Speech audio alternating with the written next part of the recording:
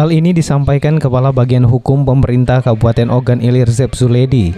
Menurutnya, Bagian Hukum Pemerintah Kabupaten Ogan Ilir mempunyai tugas sebatas hanya mewadai organisasi perangkat daerah atau OPD dan badan instansi yang ingin melakukan pembuatan perda, perubahan perda, dan pembaruan perda agar peraturan daerah tersebut dapat terangkum dalam program pembentukan peraturan daerah.